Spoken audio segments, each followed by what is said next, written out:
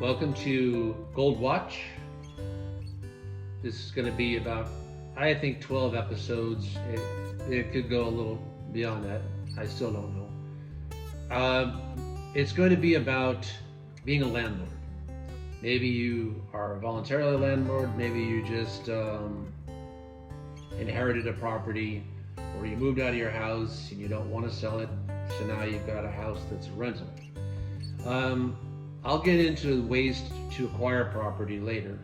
I'm in my 31st year as a landlord. This is going to be pretty much from my point of view, from my perspective. I am not a legal advisor and I'm not a real estate agent. I'm not trying to sell you anything and I don't want to buy anything. I want to give kind of straight from the hip view of what it is to be a landlord and how you can have some longevity and durability as a landlord.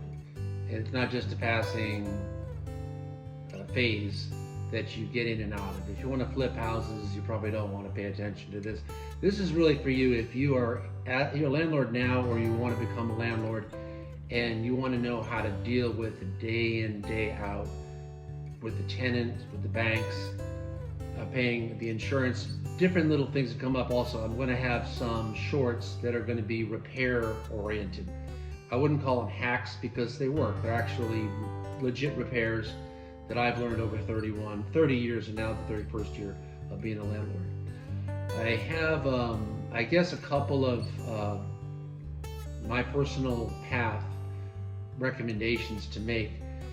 If you are sick and tired of working for somebody else, or you have a job that you don't particularly care for, but you don't really see a future and you don't really see how you're ever going to really come up and get some type of financial stability in your life, this is for you. This is a way for you to very legally, very ethically, and I wouldn't call it the hardest job in the world. It's certainly not for everyone, but there's times when it gets pretty rocky, and there's times when you're just happy that you started. The main thing is that you didn't sell that house that someone left you, or you didn't sell your house when you moved. You kept it, and to have some longevity and have that income, you'll be able to leave your job.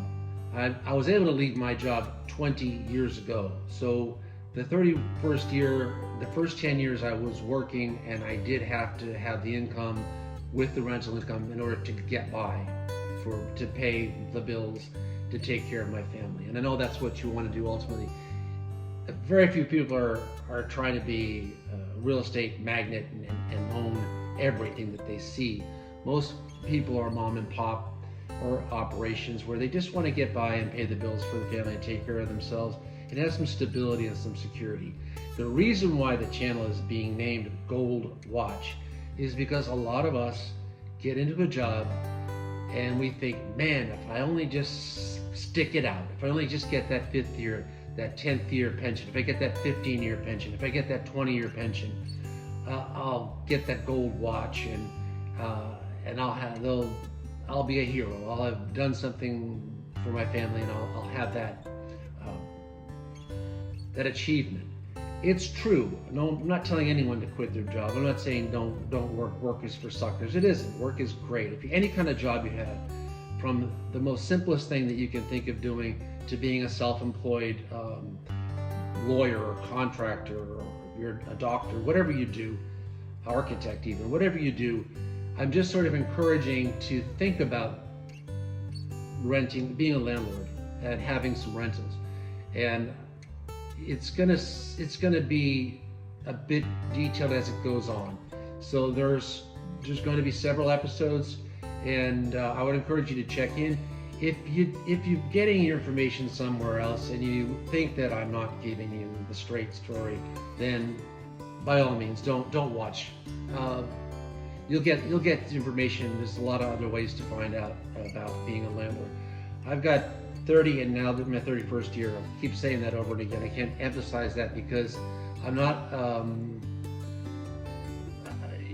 good for them, the young people that are into renting and they are in their 20s. If you're one of those people, please stay tuned. I'm sure there's something that you can get from this. It's more for the point of view that I have had those flash rise and fall moments, and I would encourage people to stick with it. It's more the durability of being a landlord that I'm going to be getting into covering. I had a conversation a few years ago with a friend, a cousin actually, and he took me out to lunch, and he said, "Well, what do you do?" And I said, "Well, do you have a house?" He said, "Yeah, I bought a house." And I said, "Well, that's great. You have a house, and your house is going to appreciate, and you're going to pay off the mortgage, and that's going to be maybe $250,000, let's say, as a national average. What if you had a second place that also was appreciating, growing over time? That's $500,000. If you had 3 properties and they grew over time, you paid them off. 4 properties, that's $1 million instead of the $250,000 to pay off your house. The idea is to get over those bumps of all the things that could be difficult or go wrong, and to think of the long game. That if you can hang on to 4 properties, if you have 8, if you have 10, whatever the number is, 20 properties, and you hang on to them and they pay off, you pay off the mortgages on all those properties. It is great. The American dream, having that one property that you love, that's amazing. You have family memories there, and it's beautiful. But if you can multiply that, if you can have that exponentially, where you have multiple properties that you're paying off, in the end game, you're going to have acquired quite a bit of wealth. And the amount of work required is not worse than the job you're doing. I'm sure it's not worse than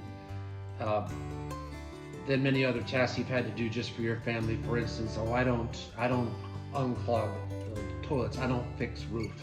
I don't deal with plumbing. Electrical scares me, or any of these little details, or the tenants. You can get somebody really bad that's going to give you a hard time. Well, sure, you are.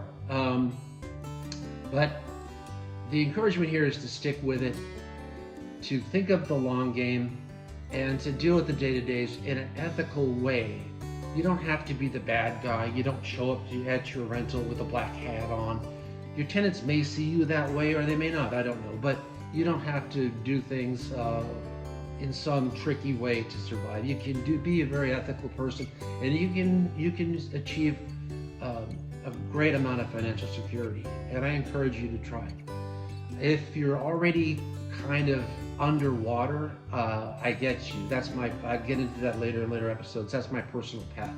I owed almost $7,000 to the IRS. I was working in a service job. It really seemed pretty dark. I was 30, past 30 years of age, and it really seemed pretty grim. Don't give up. Don't feel like you can't be part of this system that works. I'm not selling you anything. I don't have a book out. I don't have a plan I'm going to try to throw at you, a series of things. I don't want your money. I don't want anything from you at all. I hope that you're not already thinking this way to get into real estate, and that you're in this case of that you're stuck, that you just, it's paralysis by analysis, I think is the words for it. I hope that you're not just sitting there watching videos for 5 hours a day and you won't make that step. I'm going to go through the steps that you can take and the ways that you can get things to change for you. And you're the one that can do it. Your boss isn't going to do it. The government's not going to do it for you. You do it for yourself. And this is a pretty basic business to have for yourself. You can have other businesses. You can go ahead and have 10 different businesses, but have this running, the undercurrent running. As I said, those 4 properties, and you're going to have, in the end, you're going to be very happy that you made the jump. There are some things that I could recommend to you as far as books or plans. When I say 31 years, I'm obviously dating myself. I'm not a young kid at this. So 2 of the people that I encountered along the way who had out informational books. One of them is Robert Rosevsky. Rose the letter F, and sky.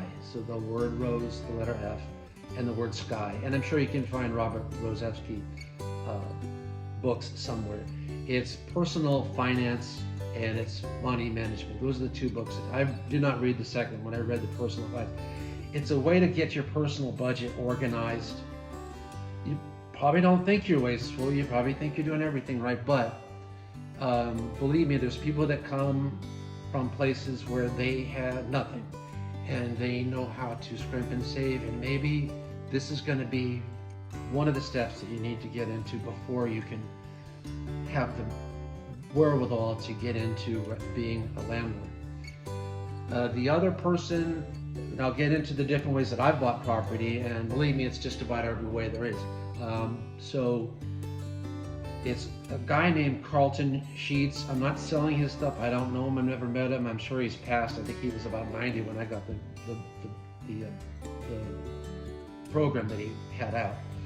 And he gets into every way to sell, to buy real estate. Some of those things do require that you have a little bit of nerve. Maybe you're a salesperson already. Maybe you sell condominiums, or you have some hard sell that you're already doing, and you're getting by on that. If you can do that for somebody else, you can do it for yourself, and you can get yourself into the real estate rental career. I'll say, I don't want to say game, it's no game, but it's definitely a career, and it's definitely a great thing to do. Besides those two, there's other advice that I've had along the way. I'll share that as well. And I will also go a little further into who I am. People that know me already, if they see me and say, oh, there he is, yeah, I know that guy. They'll know I'm me everywhere. I'm me from high school to now. There's people that I know for 50 years that'll say, yeah, that's him. Okay, he's not a phony. There's people that just met and they say, yeah, he's my landlord. I know that guy. Yeah, that's it. Yeah, that's what he says is pretty much what he does. I would encourage you to follow the episodes as they drop. This is going to be Gold Watch, and Gold Watch, as I said already, you want a little more than that for your life, for the time that you've spent putting in work, and you're putting in work for yourself. You want a little more than a gold watch when you're done, and a little more than what you might get promised for either Social Security or the pension that you're being asked for, if it even survives, if that pension fund doesn't get sold out. You don't know. To bank on something you know, and to get into what I have found to be the best job I ever had, as the joke goes. I would say that move, you won't regret it, and you can always get out. You can always say, well, I bought a place in a bad area. I bought a place that was falling apart. I bought a place that got flooded. I bought a place that was bought up by the highway department or something. And you have to sell. Along the way, it's gonna happen. You might have to sell a property or two. I would advise, don't sell unless you absolutely have to. Don't sell to buy another place. Don't sell to take money out to buy a luxury car. Don't buy to remodel your house. Don't sell to remodel your house. Don't do funny side loans. Don't do any of that stuff. I'll go over what I have done. I'll let you in on how it's affected me. So this is going to be kind of a really personal view of this business, and it's for your benefit. It's for you to get a clear idea, rather than someone's trying to hustle you or tell you, oh, you can leverage this and that and end up with, millions. Maybe you can, and if you have already done it, great. However, I think a lot of mom and pops are a dozen places that they own, and they handle it through their own taxes, and they handle it through their own accountant, and they're not trying to get over the point where there could be unnecessary complications or more work than they had expected. You can do it. if you're doing something now, if you're in some kind of competitive situation with your family, with your cousins, with your brother or sister, with your parents, whatever. Competition's life. This is competitive. It's competitive to try to get a place. If you're competing now, then transfer some of that energy toward what will benefit you personally, that'll be for your benefit, and not wasting your time just being competitive for nothing, or spending a lot of energy and time at maybe at the gym or some other thing. It's good. I mean, it's good to work out to look the best you can for your health. But I know we all have, in reference to the personal finances, there's all things we can trim, things that we didn't think about. There's also time that you're wasting that you aren't thinking about. It's not going to change you or change your life or ruin some other opportunity that you did. You can still do a lot of things and get into this. So without dragging on too much, there'll be some, the episodes that will drop will be structured. They'll be announced, like every YouTube video, with a little tagline as to what it basically pertains to. And if you're already into it and you see that and you say, yeah, that's some crazy mess that I'd like to see how this guy handled that, or you look at it and say, I have no idea what he's talking about, but yeah, I want to do this.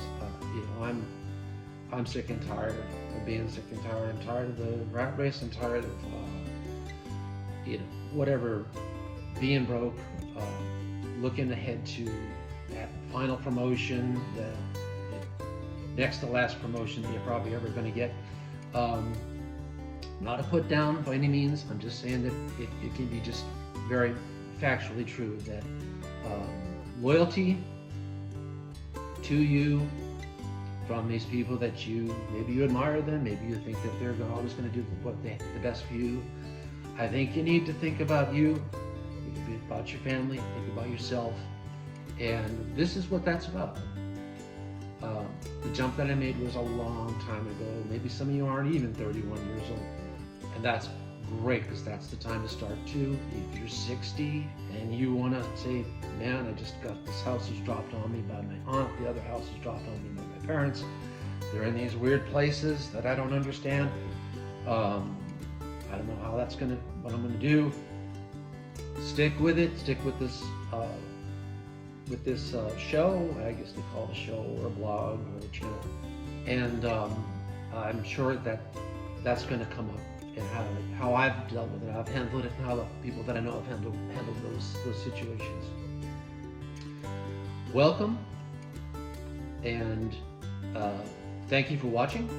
And I hope to see you again on another episode. I hope you see me, and that you are, that you're in it, that you're gonna try and follow and see what it is that I'm getting around to in each episode. It is very easy to have the procrastination factor, to be comfortable, to be happy. Well, I don't need $1 million when I'm done with it all. I don't need. Who needs that? It might be handy, and it's attainable. It's within your reach. You can do it. Doesn't matter where you're from. Doesn't matter where you've been. Doesn't matter what walk of life or where you're at. Wherever you are in life's journey, this can be life-changing for you. It can be important. So thank you again, and I'll catch you the next episode. Thanks. Bye for now.